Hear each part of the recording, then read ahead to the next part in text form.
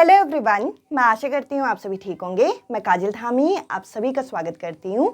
आज के सेशन में मैं आप लोगों के साथ जो सीटैट 30 डे सीरीज़ आप लोगों के साथ मैंने शुरू की थी, इसका मैं आप लोगों के साथ डे 6 जो है कवर करने वाली हूँ। और जैसा कि आप सभी जानते हैं कि अगर आप किसी कॉम्पिटिटिव एग्जाम की तैयारी कर रहे हैं तो यहाँ पर जो आपके मॉक टेस्ट हैं कितने ज़्यादा इंपॉर्टेंट हो जाते हैं। तो देखिए, अभी मैंने आप लोगों के साथ डे 1 से लेकर डे 5 तक की जितनी मैंने क्लासेस कवर की हैं, जितने मैंने टॉपिक आप लोगों के साथ कवर किए हैं, उन सभी टॉपिक का एक कंबाइल में मॉक टेस्ट आप लोगों के लिए लेके आई हूं, जो कि डे 6 के अंदर हम कवर करेंगे, जिसे हम मॉक टेस्ट 1 बोलेंगे। और इस सेशन में आप एंड तक बने रहिएगा ताकि आपको ये चीज क्लियर हो जाएगी कि डे 1 से लेकर डे 5 तक का कंटेंट आपका कितना कवर हुआ। तो चलिए, आज का इंपॉर्टेंट सेशन हम शुरू करते हैं और अब आपके स्क्रीन में डायरेक्ट यहाँ पे क्वेश्चन देखेंगे जो कि हम साथ में सॉल्व करते हैं। जैसा कि मैंने आप लोगों से क्लियर किया कि आज का ये जो सेशन होने वाला है, ये एक मिक्स सेशन होने वाला है। आपको मिक्स क्वेश्चन यहाँ पे देखने को मिलेगा, जो कि आपको मॉक टेस्ट 1 में यहाँ पे सीटैट एग्जाम के लिए एक अच्छी खासी प्रैक्टिस आप लोगों का कराएगा। तो चलिए, पहले क्वेश्चन से हम आज के सेशन को स्टार्ट करते हैं। यहाँ पे क्वेश्चन मेंशन नहीं है, मैं साइड में आप लोगों के लिए क्वेश्चन मेंशन कर दूंगी ताकि आपको इस चीज़ का कन्फ्यूजन ना हो। अब देखिए, यहाँ पे ये जो क्वेश्चन पूछ रखा है, इसमें कोई थियोरी का नाम नहीं दिया, यानी कि कौन सा सिद्धांत है ये नहीं बताया गया। बस एक एप्लीकेशन बेस्ड क्वेश्चन जो है वो तैयार किया गया है, जिसमें यहाँ पे बोल रखा है कि एक टीचर जो है, एक शिक्षिका जो है, वो बच्चों को क्या करती है, बच्चों को काम देना शुरू करती है। और यहाँ पर टीचर क्या कर रही है, जो शिक्षिका है वो क्या कर रही है, वो यहाँ पे बच्चों को कुछ यहाँ पे क्लू दे रही है, कुछ यहाँ पे इशारे दे रही है, ताकि बच्चे जो कॉन्सेप्ट यहाँ पे समझ नहीं पा रहे, जो अवधारणा समझ नहीं पा रहे, उनको वो समझ जाएं। तो यहाँ पर जो शिक्षिका है, जो टीचर है, वो क्या करना चाह रही है, इस प्रोसेस को क्या बोलते हैं।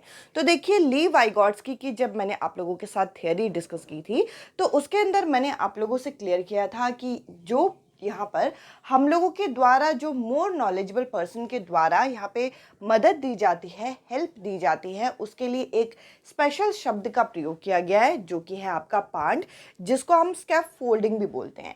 अब देखिए, यहाँ पर इस थियरी का बिल्कुल भी जिक्र नहीं किया गया था, पर इस थियरी का एप्लीकेशन बेस्ड क्वेश्चन यहाँ पे तैयार कर दिया गया। तो इस तरीके के क्वेश्चन आपके प्रीवियस ईयर में आए हुए हैं और आपको इस लेवल के क्वेश्चन यहाँ पे अच्छे तरीके से तैयार करने हैं। जितनी भी थियरी मैं आपके साथ डिस्कस करूंगी, उन सभी के एप्लीकेशन बेस्ड क्वेश्चन आपको यहाँ पे मैं आप लोगों के साथ प्रैक्टिस कराऊंगी। इस क्वेश्चन का पहला जो ऑप्शन है, ये करेक्ट आंसर है। इसके अलावा देखिए, अगर हम अगले क्वेश्चन की तरफ जाएं, जो ये अगला क्वेश्चन है, यहाँ पे आप लोगों की जो लर्निंग डिसेबिलिटी मैंने आप लोगों के साथ डिस्कस की थी, उससे रिलेटेड है। और ये सभी लर्निंग डिसेबिलिटी मैंने आप लोगों के साथ यहाँ पे कवर की। अब देखिए, यहाँ पे अगर मैं एक एक करके डिस्कस करूँ, तो पहला आप लोगों का यहाँ पे ऑप्शन दे रखा है ऑटिज्म। ऑटिज्म में क्या होता है कि बच्चा कटा कटा रहता है, बच्चा आई कांटेक्ट नहीं बनाता, बच्चा ज़्यादा सोशलाइज नहीं होता, दूसरों के साथ जल्दी इंटरैक्ट नहीं करता और उसे कम्युनिकेशन में दिक्कत होती है। ADHD जो होता है, जिसे हम attention deficient hyper active disorder के नाम से जानते हैं, इसमें ऐसा नहीं है कि बच्चा पढ़ने में कमज़ोर है, पर बच्चा एक जगह पे टिक के नहीं बैठ पाता ज़्यादा देर, यानी कि 5 मिनट बाद ही उसके माइंड में कुछ और आएगा, वो कुछ और करने लग जाएगा। तो जो कंसंट्रेशन होता है, इसकी कमी यहाँ पे बच्चे के अंदर देखने को मिलती है। डिसलेक्सिया क्या है, जो रीडिंग से संबंधित, जो पठन से संबंधित विकार है, यानी कि बच्चे को रीडिंग में दिक्कत आएगी। और डिसकैलकुलिया, कैलकुलिया में कैलकुलेशन शब्द छुपा हुआ है, जो कि गणना से संबंधित है। यहाँ पे ऐसे बच्चों को जो मैथमेटिक्स से संबंधित, जो गणना से संबंधित, जो आपकी कैलकुलेशन से रिलेटेड प्रॉब्लम यहाँ पे देखने को मिलती है। अब देखिए, चारों ऑप्शन को मैंने आपके साथ डिस्कस कर दिया है। अगर हम इस क्वेश्चन को पढ़ें, तो यहाँ पे क्या बोल रखा है कि डिफिकल्टी किस चीज़ में होती है, यहाँ पे सामाजिक अंतक्रिया, यानी कि सोशल इंटरैक्शन और वर्बल कम्युनिकेशन में होती है। यानी कि यहाँ पे मौखिक संप्रेषण और जो सामाजिक अंतक्रिया है, इनमें चुनौती देखने को मिलती है। और जैसे कि मैंने कहा कि सोशल इंटरैक्शन में उन बच्चों को दिक्कत होती है जिनमें ऑटिज्म की दिक्कत यहाँ पे देखने को मिलती है। इस क्वेश्चन का पहला जो ऑप्शन है, ये करेक्ट आंसर है। और ये क्वेश्चन नंबर 2 था, जो मैंने आपके साथ कवर किया। इसके अलावा अगर मैं क्वेश्चन नंबर 3 की बात करूँ, तो क्वेश्चन नंबर 3 यहाँ पे आपसे इंक्लूसिव एजुकेशन, जो समावेशी शिक्षा का टॉपिक हमने डिस्कस किया था, उससे रिलेटेड है। इसमें यहाँ पे बोल रखा है कि एक इंक्लूसिव क्लासरूम में, एक समावेशी कक्षा में, एक जो शिक्षिका होगी उसकी क्या भूमिका होगी, यानी कि रोल ऑफ टीचर की यहाँ पे बात बोली गई है। अब देखिए समावेशी शिक्षा होती क्या है या फिर समावेशी कक्षा क्या होती है। एक ऐसी कक्षा जिसमें हम हर बच्चे को एक समान नज़र से देखेंगे। यहाँ पर हम किसी को स्पेशल ट्रीट नहीं करेंगे। नॉर्मल स्टूडेंट, गिफ्टेड स्टूडेंट, सारे उनकी ज़रूरतों के अनुसार हम उन्हें रिसोर्सेस, उपकरण प्रोवाइड करेंगे ताकि हर बच्चा अच्छी तरीके से पढ़ पाए। अब देखिए यहाँ पे अगर हम सी ऑप्शन की बात करें तो ये नहीं हो सकता है कि आप सबसे पहले आइडेंटिफाई करो, आप यहाँ पे क्या करो, पहचान लो और बच्चों को आप पृथकीकरण कर दो उनकी एकेडमिक ये एबिलिटीज़ के अनुसार। यानी कि जो बच्चा ज़्यादा अच्छा होगा उसको एक साथ कर दो, जो बच्चा यहाँ पे कमज़ोर होगा उनको एक साथ कर दो। ये तो बिल्कुल ही गलत है, तो सी ऑप्शन यहाँ पे हो नहीं सकता।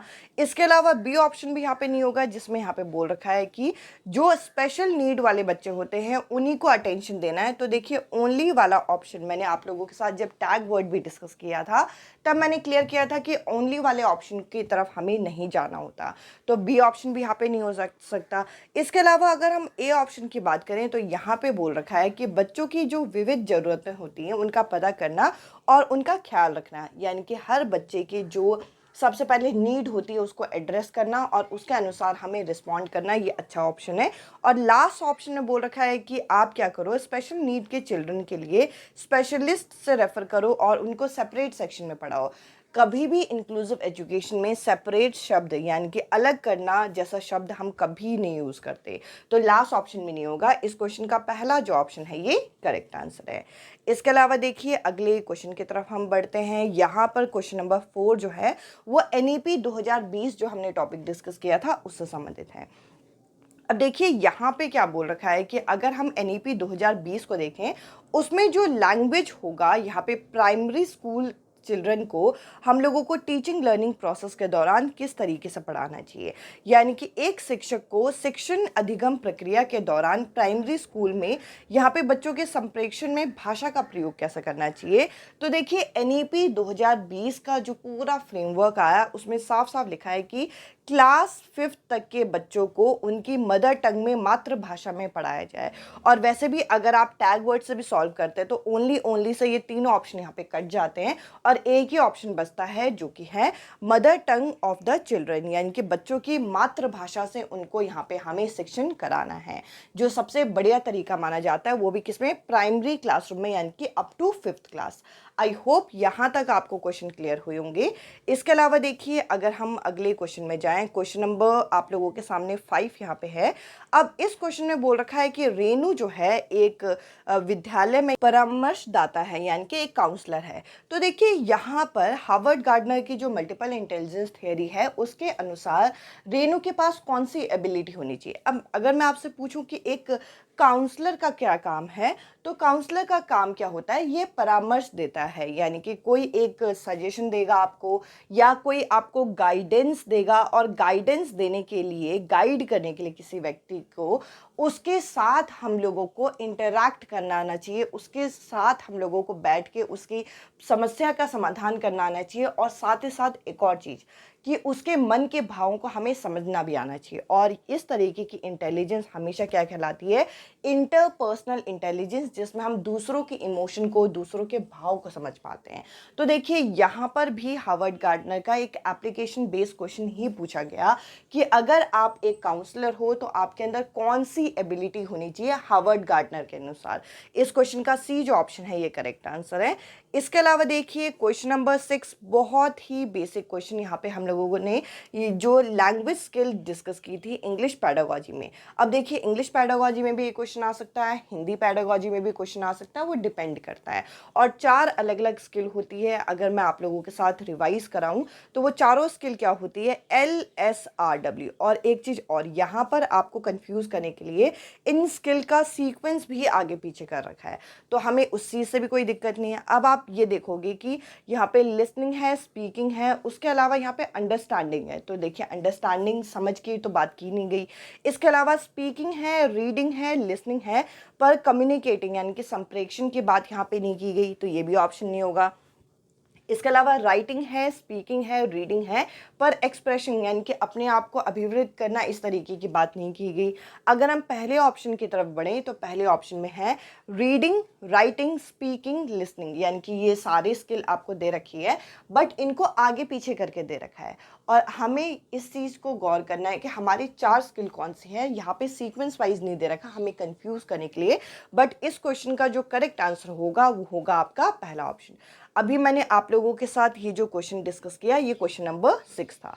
इसके अलावा देखिए अगर हम अगले क्वेश्चन की तरफ जाएं तो अगला क्वेश्चन यहाँ पर जो आपका एनसीएफ 2005 है उसका लिया हुआ है और आप ये चीज़ गौर करेंगे कि मैं आप लोगों के साथ क्वेश्चन सफल करके डिस्कस कर रही हूँ, यानी कि एक ही टॉपिक के क्वेश्चन एक साथ नहीं दिए हुए, ताकि आपको मल्टीपल टॉपिक एक साथ यहाँ पे रिवाइज हो सके। और अगर आप इस सेशन के साथ पहली बार जुड़ रहे हैं तो ये सारे टॉपिक मैंने आप लोगों के साथ डे 5 के अंदर तक यहाँ पे कवर किए हैं। हर दिन हम 2 से 3 टॉपिक कवर करने की कोशिश करते हैं ताकि आपके एग्जाम तक अच्छा खासा एक कवरेज भी तैयार हो जाए और जब मैं मैराथन सेशन लूँ तो आप लोगों को वो भी ईजिली वहाँ पे समझ में आए। अब देखिए यहाँ पे क्या बोल रखा है कि जो नेशनल करिकुलम फ्रेमवर्क है, जो आपका राष्ट्र पाठ्यचर्या की रूपरेखा 2005 है, उसके अनुसार जो गणित शिक्षक होगा उससे क्या अपेक्षा की जाएगी, यानी कि एक मैथमेटिक्स टीचर से क्या एक्सपेक्ट किया जाएगा, यहाँ पे ये बोल रखा है। तो देखिए सबसे पहले अगर हम बी ऑप्शन देखें कि वो सारे टेक्स्ट बुक के क्वेश्चन सॉल्व करें, सिर्फ इतनी अपेक्षा नहीं की जाती, इतना एक्सपेक्टेशन नहीं किया जाता।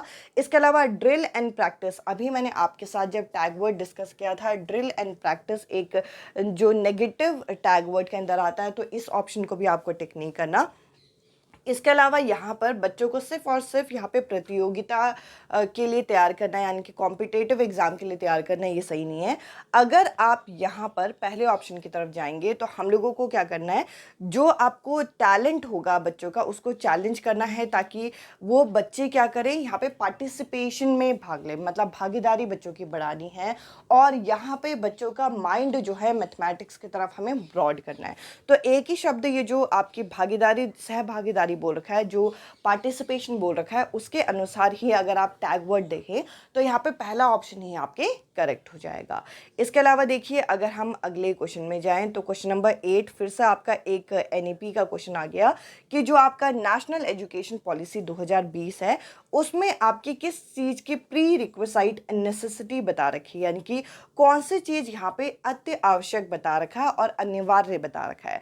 तो देखिए स्पोर्ट्स एंड फिजिकल हेल्थ की बात बोली गई है, बट इतना कंपलसरी नहीं है ये।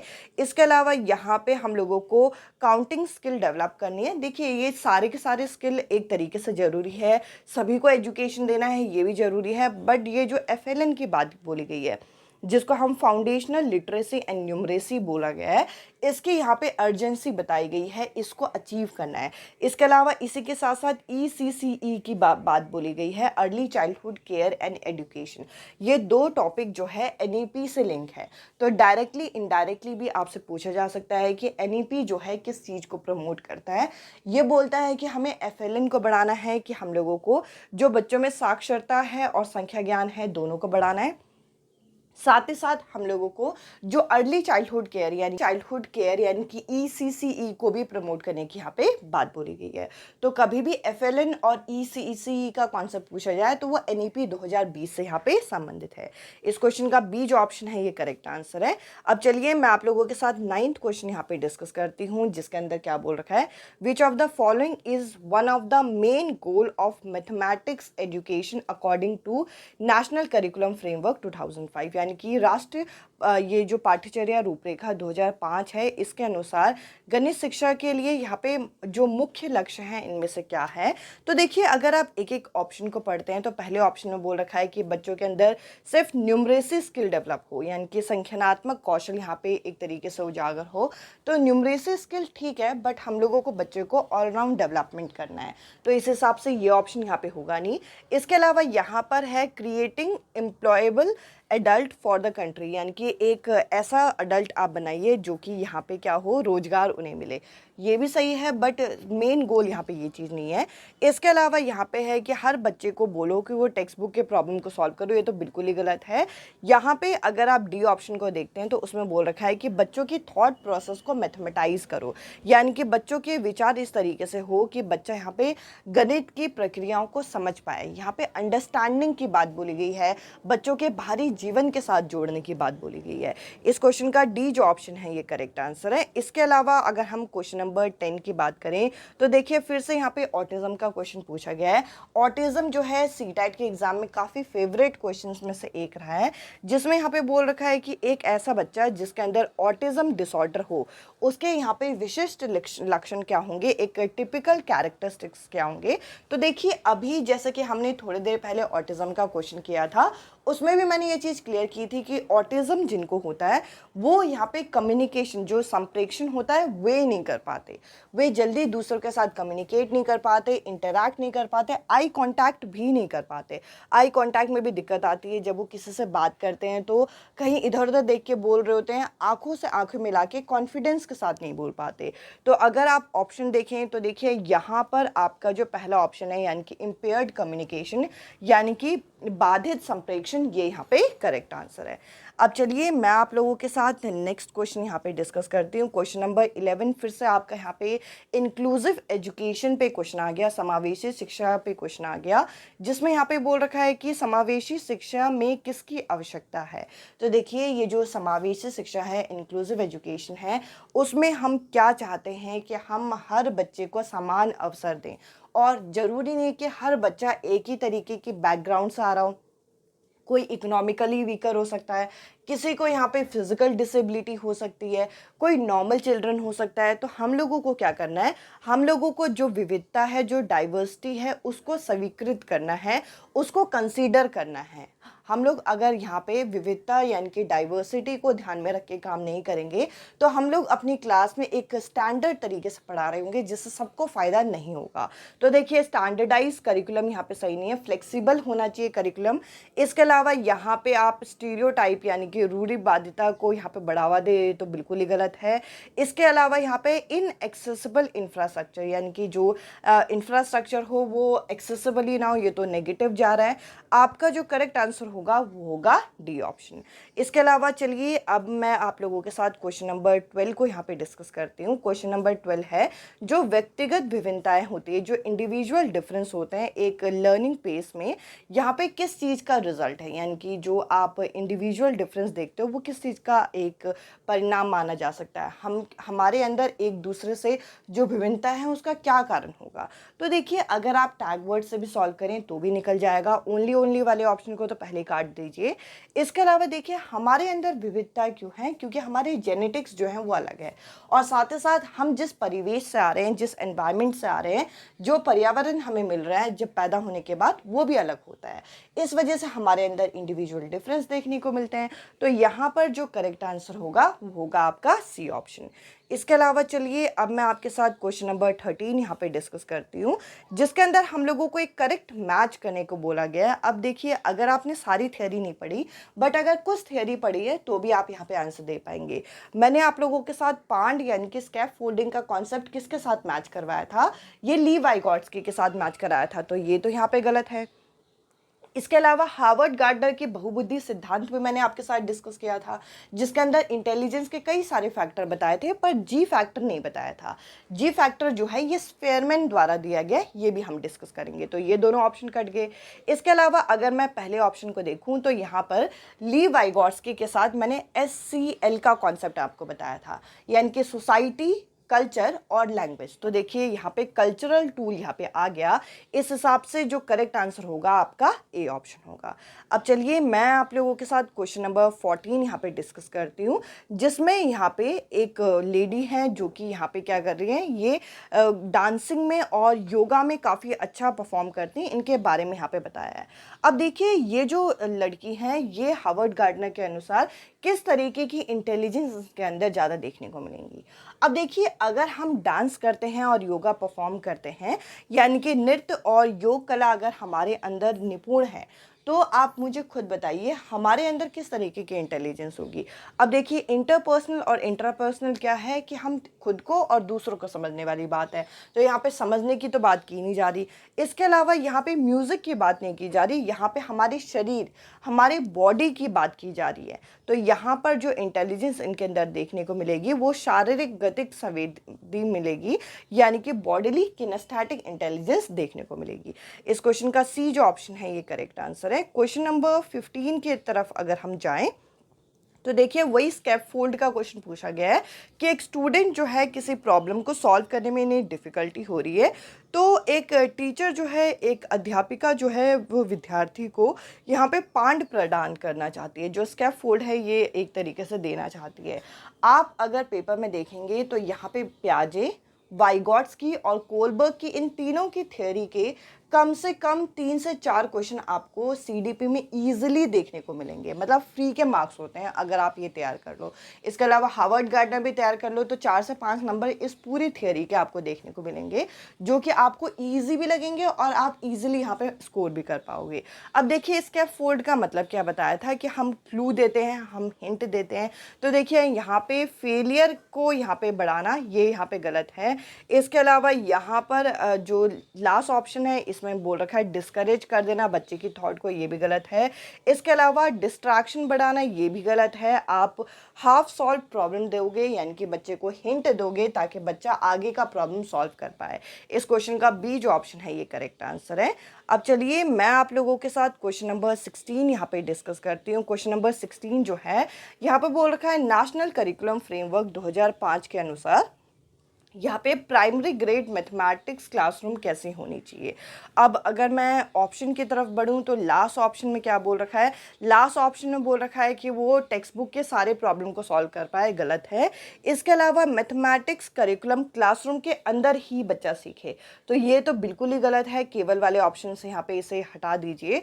जब मैंने आपके साथ एनसीएफ 2005 यहाँ पे डिस्कस किया था उसमें मैंने एक पॉइंट क्लियर किया था कि हम लोगों को जो भी हम कंटेंट यहाँ पे पढ़ा रहे हैं उसे आउटसाइड द क्लासरूम हम लोगों को कनेक्ट करना है।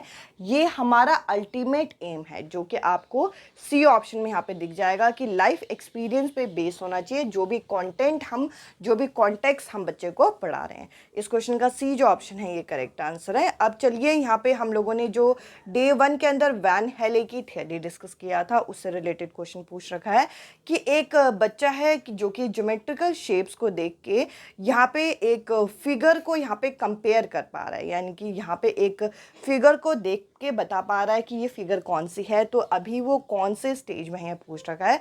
अगर आप देख के किसी चीज़ को बता पा रहे हो, किसी एवरीडे लाइफ के ऑब्जेक्ट से यहाँ पे कंपेयर कर पा रहे हो, जैसे कि मैंने आप लोगों के साथ एक चपाती का एग्जाम्पल दिया था, बर्थडे कैप का एग्जाम्पल दिया था। अगर आप एवरीडे लाइफ से किसी ऑब्जेक्ट की शेप को कंपेयर कर पा रहे हो तो बच्चा अभी क्या कर पा रहा है, बच्चा अभी विजुअलाइजेशन कर पा रहा है। बच्चा किसी प्रॉपर्टी को नहीं समझ रहा, कोई फॉर्मूला, कोई रूल नहीं बता रहा, बच्चा बस ये बोल रहा है कि रोटी कैसे होती है, रोटी सर्कल होती है। बर्थडे कैप कैसा होता है, ये ट्रायंगल शेप का होता है। तो इस तरीके से बच्चा अभी क्या कर रहा है, जो आकृति है, जो शेप्स है उनकी तुलना कर रहा है। तो इस हिसाब से यहाँ पे जो बच्चा है यहाँ पे अभी विजुअलाइजेशन यानी कि लेवल 0 वाली स्टेज में है। और इस तरीके से 4 और लेवल यहाँ पे दिए गए वैन हेले की ज्योमेट्रिकल लर्निंग को लेके। इसके अलावा अगर मैं आप लोगों के साथ नेक्स्ट क्वेश्चन यहाँ पे डिस्कस करूँ, क्वेश्चन नंबर 18 जो है इसमें क्या बोल रखा है, which of the following is correct about student who are gifted, यानी कि जो यहाँ पे जो प्रतिभाशाली विद्यार्थी होते हैं उनसे रिलेटेड कौन सा पॉइंट यहाँ पे सही है। अब यहाँ पे पहला ऑप्शन बोल रखा है they learn with high effort, यानी कि उनको पढ़ाने के लिए बहुत मेहनत करनी पड़ती है, ऐसा नहीं है। अगर गिफ्टेड वर्ड यहाँ पे दे दिया, यानी कि यहाँ पे प्रतिभाशाली शब्द दे दिया, तो उनको पढ़ाने के लिए हमें बहुत मेहनत करनी पड़ेगी, ये तो नेगेटिव जा रहा है। इसके अलावा यहाँ पर क्या बोल रखा है, they take much longer to receive information, यानी कि वो किसी भी इंफॉर्मेशन को, कोई भी सूचना या जानकारी को ग्रहण करने में बहुत समय लगाते हैं, समझने में बहुत समय लगाते हैं, तो ये तो फिर नेगेटिव हो गया। इसके अलावा यहाँ पे है कि ये औसत से अधिक क्षमता रखते हैं किसी चीज़ को समझने के लिए, ये यहाँ पे सही है, क्योंकि गिफ्टेड चाइल्ड क्या है, हम कहते हैं कि इसके अंदर ये स्किल बहुत बढ़िया है, ये गिफ्टेड है। अब उसका मतलब क्या है, इसका मतलब ये है कि ये इस काम को बहुत बेहतर तरीके से कर पा रहा है। इसके अलावा लैक क्रिएटिविटी यानी कि इसके अंदर सृजनात्मकता की कमी हो तो ये तो फिर नेगेटिव है, तो ये ऑप्शन होगा नहीं। इस क्वेश्चन का सी जो ऑप्शन है ये करेक्ट आंसर है। अब मैं आपके साथ नेक्स्ट क्वेश्चन यहाँ पे डिस्कस करती हूँ जो कि क्वेश्चन नंबर 19 है, जिसमें बोल रखा है मैथमेटिकल थिंकिंग किस पे बेस्ड होनी चाहिए। तो देखिए मैथमेटिक्स ही पूरा गणित के चिंतन जो पूरी तरीके से बेस्ड होगी वो एक तर्क पे होगी, और साथ ही साथ तर्क के साथ साथ ये विवेचन यानी कि जो रीजनिंग होता है बच्चा इस चीज़ को कर पाता है, इस पे आपके बेस होती है। और कहीं ना कहीं ये मैथमेटिक्स का नेचर भी है, ये गणित की प्रकृति भी है। इस क्वेश्चन का डी जो ऑप्शन है ये गलत है। इसके अलावा अगर आप बाकी ऑप्शन में जाएं तो बाकी ऑप्शन में एक एक ऑप्शन यहाँ पे फ्लुएंसी प्रवाह की वजह से यहाँ पे एक तरीके से किस तरीके से हम प्रक्रिया को प्रवाह करेंगे ये यहाँ पे इतना इंपॉर्टेंट नहीं माना जाता। साथ ही साथ ऑब्जर्वेशन ठीक है, बट ऑब्जर्वेशन को यहाँ पे इंक्लूड नहीं करेंगे। ऑब्जर्वेशन जो है ये फील्ड विजिट वगैरह से आपका आता है, तो बी और सी ऑप्शन भी यहाँ पे गलत हो जाएगा। इस क्वेश्चन का डी जो ऑप्शन है ये करेक्ट आंसर है। अब मैं आपके साथ यहाँ पे एक और क्वेश्चन नंबर 20 यहाँ पे शो कर रही हूँ जो कि इंक्लूजन यानी कि समावेशन पे बेस्ड है, जो कि आप लोगों को सॉल्व करके बताना है इस क्वेश्चन का क्या करेक्ट आंसर होगा। और यहाँ पर मैं ये चीज़ नोटिस कर पा रही हूँ कि आप लोग इंटरेस्ट दिखा रहे हैं, जिस तरीके से लास्ट क्वेश्चन तक आप लोग आंसर देते हैं ये चीज़ बहुत अच्छा है। इसी तरीके से इंटरेक्ट करिए। सेशन बहुत ज़्यादा लंबे बनाना मेरा एम नहीं है, मेरा एम ये है कि कम टाइम में आपको इफेक्टिव कंटेंट देना। और साथ ही साथ जब जब हम सेशन कर रहे हैं तो बीच बीच में 4 से 5 सेशन के बाद इस तरीके का मॉक टेस्ट लगाना भी बहुत ज़रूरी है, क्योंकि देखिए एंड ऑफ द डे आपका जो पेपर आने वाला है वो MCQ बेस्ड आने वाला है। तो जितने ज़्यादा आप MCQ सॉल्व कर पाएंगे उतनी ज़्यादा आपकी प्रैक्टिस होगी, और कंटेंट एक बार समझ लिया तो वो माइंड में आपका रह जाता है, क्योंकि ये जो वीडियोस हैं आप बार बार देख सकते हो। और इसी तरीके से इन सेशन में बने रहिएगा। ये डे 6 यहाँ पे कंप्लीट हुआ। और हाँ, बहुत सारे कैंडिडेट के ये भी डाउट है कि मैम हमें ये नहीं पता चलता है कि क्लासेस कब होंगी या नेक्स्ट क्लास में कौन सा सेशन होगा।